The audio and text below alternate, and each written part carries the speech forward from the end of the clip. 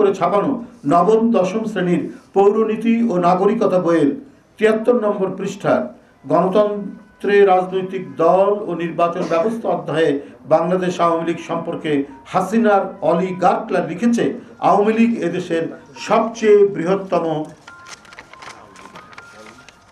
রাজনৈতিক দল, আর বিএনপিকে নিয়ে অতিকথন, অপপ্রচার আর কুৎসা রটনার বিরতিহীন যে ধারাভাষ্য চালানো হয়েছে শেখ হাসিনার 16 বছরে, তারই প্রতিফলন এখনো আমরা দেখছি পাঠ্য পুস্তকে।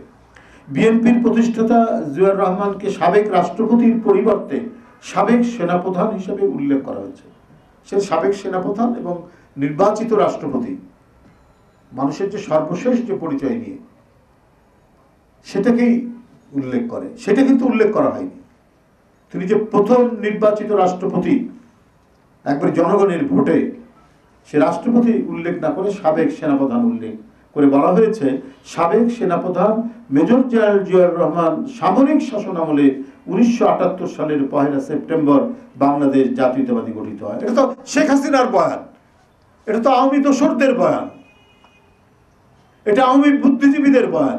এরা 15.5 বছর মিডিয়াকে নিয়ন্ত্রণ নিয়ে নিরন্তরভাবে এই অপপ্রচারগুলো চালিয়ে গেছে।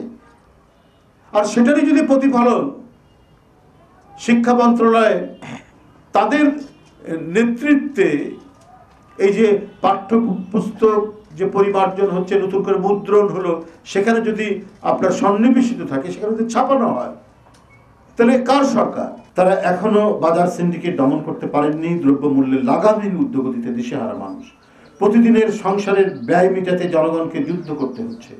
এর মধ্যে মরার উপর খাড়ার ঘা হিসাবে চলতি 2024-25 অর্থ বছরের মাঝপথে এসে শতাধিক পণ্য ও সেবার উপর মূল্য সংযোজন কর বা ভ্যাট এবং সম্পূরক শুল্ক বাড়িয়েছে সরকার।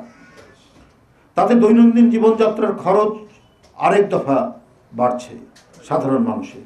এমনিতেই মূল্যস্ফীতির ঊর্ধ্বমুখী প্রবণতার কারণে সাধারণ মানুষের নাভিশ্বাস উঠছে।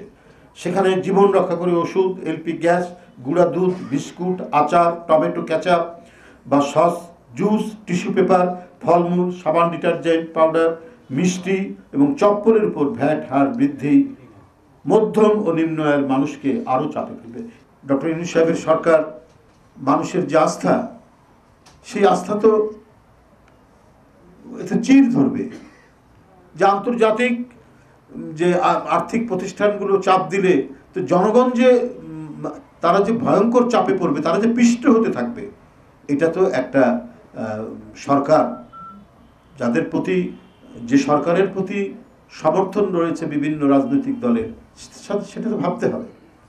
হ্যাঁ, মুদ্রাস্ফীতিও নিয়ন্ত্রণ করতে হবে, কিন্তু জনগণের উপর অসম্ভব চাপ বাড়বে, এটা তো চিন্তাই করে